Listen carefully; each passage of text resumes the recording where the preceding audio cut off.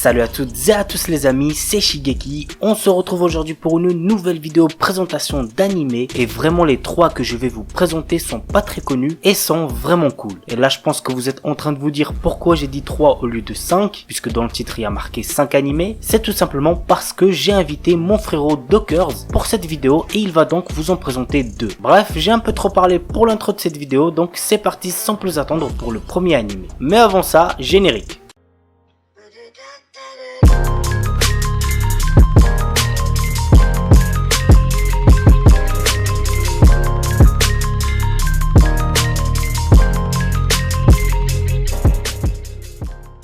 On commence avec Aosekai no Shushinde, un animé sorti en 2012 mais que j'ai découvert que récemment grâce à un pote et ça a été une très bonne découverte. Le royaume de Sega a perdu la guerre contre l'empire de Nintendo, mais le destin va inverser la tendance grâce à l'apparition d'un jeune garçon du nom de Gear. Tous les personnages de l'histoire sont des parodies des jeux de Nintendo et Sega tels que Sonic, Super Mario Bros, La Légende de Zelda, etc. Donc pour les fans de jeux Nintendo ou de Sega, vous voilà heureux. Mais à savoir aussi qu'il est pour public averti car il contient de la nudité. L'anime a pour genre action, aventure, comédie, drame, ecchi, fantastique, fantasy, pour thème guerre, parodie, super pouvoir et compte un total de 3 épisodes.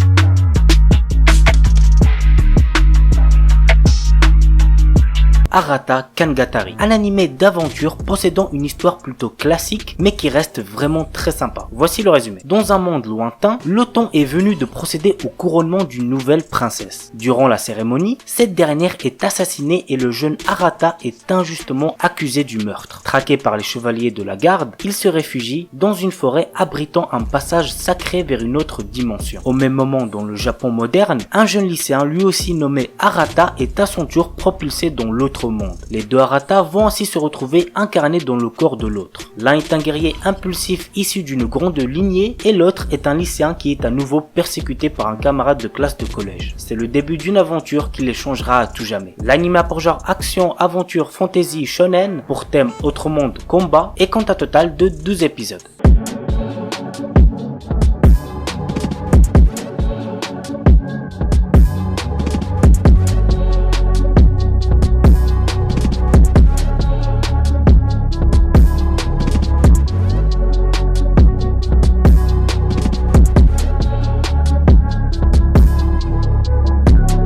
Eh bien salut tout le monde, c'est Dockers. Merci à Shigeki pour l'invitation sur sa vidéo où je vais vous présenter pour ma part 2 animés aventures où évidemment le héros est surpuissant. Je vais commencer par un animé très récent et assez médiatisé du nom de Tower of God. Alors c'est un manhwa ayant pour genre action, aventure, comédie, drame, fantasy, mystère et pour thème amitié et rêve. Nous suivrons Bam, un jeune homme mystérieux qui réussira à rentrer dans la tour des dieux, une tour intrigante permettant à quiconque arrivant au sommet de voir son rêve se réaliser. Mais Bam ne rentrera pas dans cette tour pour y réaliser un vœu, il aura d'autres plans en tête. Son objectif sera de retrouver la seule personne importante à ses yeux, une fille du nom de Rachel, étant elle aussi rentrée dans la tour. Bam découvrira très rapidement que ce n'est pas aussi simple qu'il ne le pense et qu'à chaque étage il devra mettre sa vie en jeu afin de réussir différents tests pour pouvoir monter les nombreux étages qui composent la tour. Comme vous vous en doutez, j'ai présenté cet animé car nous avons dans celui-ci un héros surpuissant. Alors au premier abord on ne dirait pas, mais plusieurs fois dans l'anime il réussira à étonner le spectateur en nous impressionnant avec un immense pouvoir. Et je ne vais pas vous spoiler, mais la suite de l'œuvre risque vraiment de vous étonner car vous ne reconnaîtrez absolument plus le Bam que vous connaissiez, tellement qu'il va devenir surpuissant. Voilà, je n'en dis pas plus, en tout cas c'est un animé qui en vaut vraiment la peine, il ne fait que 12 épisodes et vous pourrez le retrouver sur Crunchyroll, alors n'hésitez plus.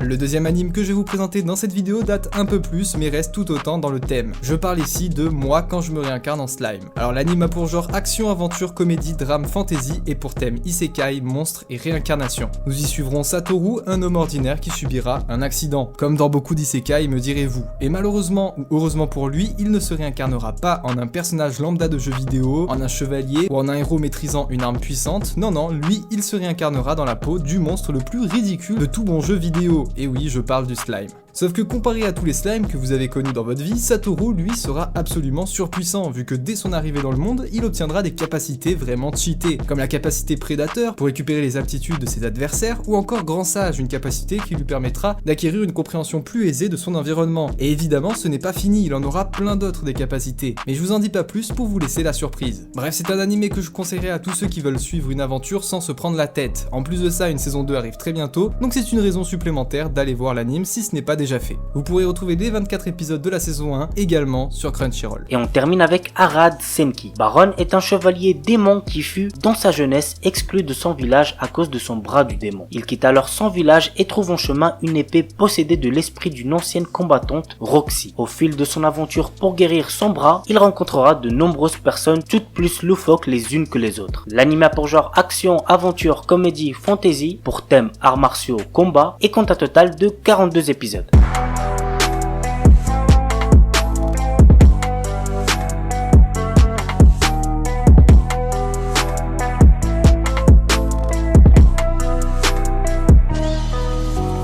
Voilà les amis, c'est tout pour la vidéo 5 animés d'aventure où le héros est surpuissant. J'espère que ça vous aura plu. Et on se retrouve comme d'habitude la semaine prochaine pour une nouvelle vidéo. Sur ce, ciao tout le monde, portez-vous bien, c'était Shigeki.